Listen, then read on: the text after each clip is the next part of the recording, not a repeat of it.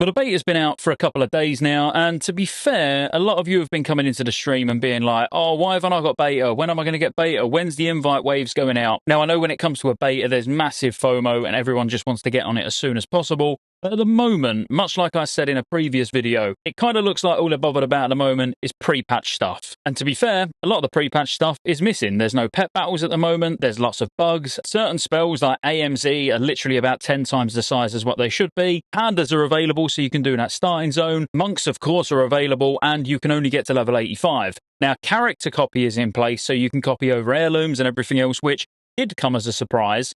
And it's also quite surprising that even add-ons are enabled. Now, I've not got that much to share with you, but I want to keep you updated every step of the way when it comes to the beta, especially for those of you that are not actually actively playing the beta, either through choice or not choice and you haven't actually had an invite yet. But overall, for first steps of a beta, it's not too bad. Unfortunately, I went Horde, and Orgrimmar is really bad, actually. Probably the worst capital city that I've heard about so far, because there's no Flight Master, there's no Innkeeper in Valley of Honor, there's no Justice Point vendors or anything like that. And unfortunately, at the moment, it is the weekend, so Blizzard aren't going to be actively working on anything. It's more just to get it up, get it live, and let people play around. Now, I'm leveling a monk, and because I'm lazy and can't be bothered to quest, I'm pretty much just soloing dungeons the whole way, and I've got to be honest, I'm having an absolute blast, to the point where I'm actually debating whether this is going to be a viable strat when it actually comes to pre-patch, because even if it weren't quite as fast as getting in a group of 5 people and smashing dungeons, or even running around questing, it's definitely really fun, which is the most important thing. It was quite painful up until level 26, but at level 26 as a brewmaster, it literally just activates God mode because you get expel harm, so you've got a self-heal,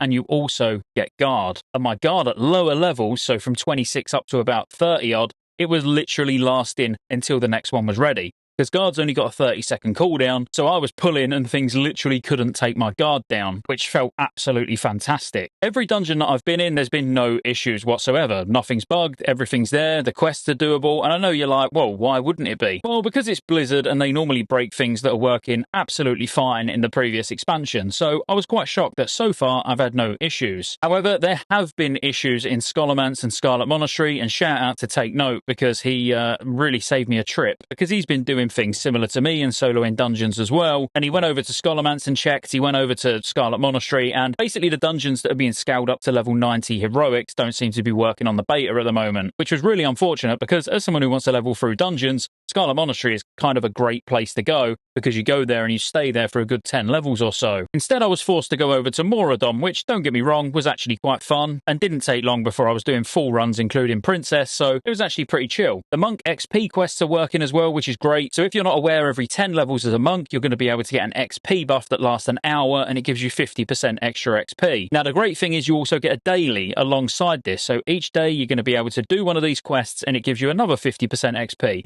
Not as in 50 plus 50, but as in 1 hour plus 1 hour. So running around soloing dungeons with 50% extra XP for a couple of hours feels absolutely great, and so far all of the quests for the Monk XP has been working absolutely fine as well. There's lots of things I want to test with professions and even class abilities, but until I get to 85 on the Monk, like that's kind of my primary focus, because I know as soon as they start putting new builds out in the next couple of days, or well, after the weekend, I'm sure lots of things are going to change backwards and forwards, so I don't want to start talking about too many things that might just be bugs or things that might just be an oversight. But there was one thing that I found really interesting. It looks like possibly Blizzard are working towards removing all the pre-pull shenanigans, which I've done a video about a while ago, where you're using old tier sets as a rogue or even using resto tier sets as a shaman. Well, currently on the beta, when you use one of those sets and then you swap them out, the ability that you're trying to buff gets removed. Now again, whether this is intentional or not, I'm not sure, but if any of you think that this was something that actually happened in Mr. Pandaria anyway, it absolutely wasn't. Rogues have been snapshotting Slice and Dice with old set bonuses all the way through Warlords of Draenor, and I even heard on stream earlier on that Mages was doing the same thing in Hellfire Citadel in Warlords of Draenor as well. So this is definitely an intentional change, so I look forward to watching this one unfold. The one thing I'm kind of hoping from Blizzard is that if it is an intentional change, and they don't go back on this, that they keep on top of it.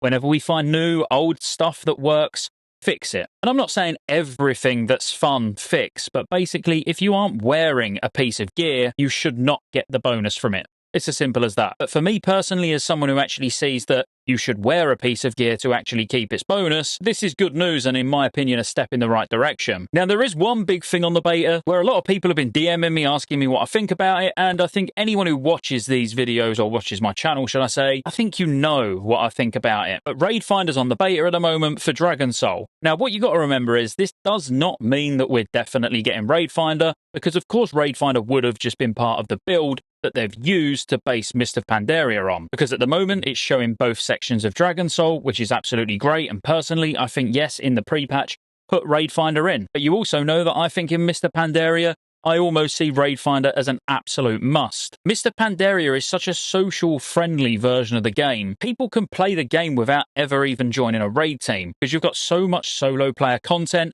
so many ways of obtaining gear outside of just raiding, and if you want to work on the legendary cloak questline on multiple alts, being able to do it in Raid Finder is just, it's a requirement. So whilst yes, I think it's great news that we can see it on the beta, I would also err on the side of caution if you think that this is intentional, as in Blizzard have made a decision to put Raid Finder in, because the fact that it's in the build doesn't mean they've made a decision to put it in, but I do hope they do make the decision to keep it in. Now honestly, because I'm just in my mid-40s on a monk as a brewmaster solo in dungeons, I've not seen much else outside of leveling, because outside of leveling, in my opinion, there's not that much to do, and on the basis it's going to change almost dailies, there's going to be bugs, there's going to be classes that are not working quite properly yet. There's no point worrying about every little minor detail, like AMZ having a huge range, for example, because everyone's like, oh my god, do you think this is how it's meant to be?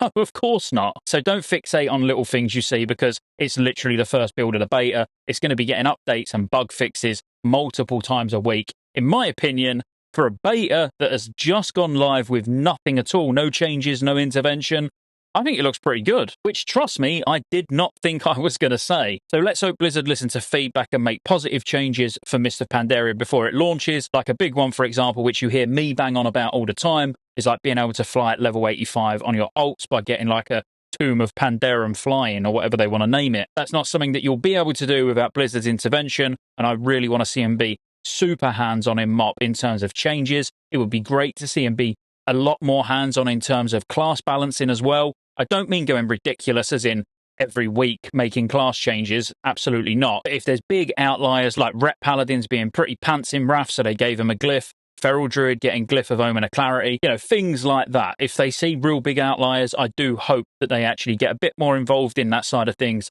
than they did in Cataclysm. I won't keep you any longer because I'm going to have dinner and then I'm going to get back on stream tonight. So if you want to see me in dungeons soloing them as a brewmaster, Scottejaye87 on Twitch or Scottejaye on Kick. Come over, say hello, watch along, probably troll me because that's what most people do anyway. I'll see you there.